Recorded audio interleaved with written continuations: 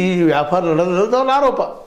ಜಯಂತಿ ಅವ್ರದ್ದಾಗಿರ್ಬೋದು, ಗೆಳೆಯ ನಮ್ಮ ಇವರು ಯಾರೋ ಮಟ್ಟಣ್ಣವರು ಆಗಿರ್ಬೋದು, ತಿಮ್ರೋಡಿ ಅವ್ರದ್ದಾಗಿರ್ಬೋದು, ಇವರ ಒಂದು ಭಯ ಏನಪ್ಪ ಅಂತಂದ್ರೆ ಅವರು ಹೊಡಿಸಿ ನಮ್ಮಲ್ಲಿ ತರಬಾರದು ಇದನ್ನು ಅನ್ನುವಂಥದ್ದು. ಒಟ್ಟಾರೆಯಾಗಿ ಈ ಎಲ್ಲ ಡೆವಲಪ್ಮೆಂಟ್ ನೋಡಿದಾಗ ಸಹಜವಾಗಿ ಅನ್ನಿಸ್ಲಿಕ್ಕೆ ಈ SITಯಿಂದನೂ ಈ ತನಿಖೆ ಸರಿಯಾಗಿ ಆಗ್ತದೆ, ಸರಿಯಾದ ದಿಕ್ಕಿನಲ್ಲಿ ಹೋಗ್ತದೆ ಅನ್ನೋದು ಭಾಳ ದೂರದ ಕನಸು ಅಂತ ಹೇಳಬೇಕಾಗಿದೆ. ಯಾಕಂದ್ರೆ ಅವ್ರಿಗೆ ಇನ್ನೂ ಇವರನ್ನೇ ಎನ್ಕ್ವೈರಿ ಮಾಡುವಂಥದ್ದು, ಯಾರು ದೂರದಾರ ಅದಾರ, ಯಾರು ಸಾಕ್ಷಿದಾರ ಅದಾರ ಅವ್ರನ್ನೇ ಎನ್ಕ್ವೈರಿ ಮಾಡುವಂಥ ಮನೋಸ್ಥಿತಿಯಿಲ್ಲದ ವಿನಃ ಯಾರ ಮೇಲೆ ಆರೋಪ ಅದ ಅವ್ರನ್ನ ಕರೆಸಿ ಎನ್ಕ್ವೈರಿ ಮಾಡ್ತಂತ ಅನ್ನಿಸ್ತಾ ಇಲ್ಲ.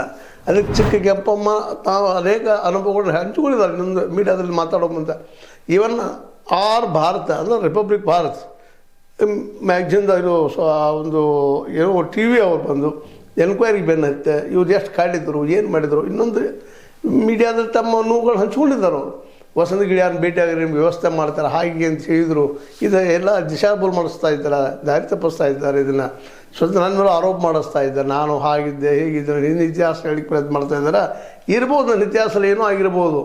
ಆದ್ರೆ ನಾನು ಈ ಹುಡುಗಿ, ನಾನು ಇದೇ ಹುಡುಗಿ ಅಂತ ಹೇಳಿಲ್ಲ, ಹೆಸರು ಹೇಳಿಲ್ಲ, ನಾನು ಇದೇ ಹುಡುಗಿಯಪ್ಪ, ಇದು ನಿಶ್ಚಿತ. ಅವತ್ತು ಈ ಹುಡುಗಿಯನ್ನು ಹಿಡ್ಕೊಂಡು ಹೋದರು ಅನ್ನುವಂಥ ಮಾತನ್ನು ನಾನು ಹೇಳಿದ್ದೀನಿ ಮೇಡಮ್, ಮತ್ತೇನಲ್ಲಂತ ಚಿಕ್ಕ ಕೆಂಪಮ್ಮನವ್ರು ಹೇಳೋ ಮಾತಾಗಲಿ.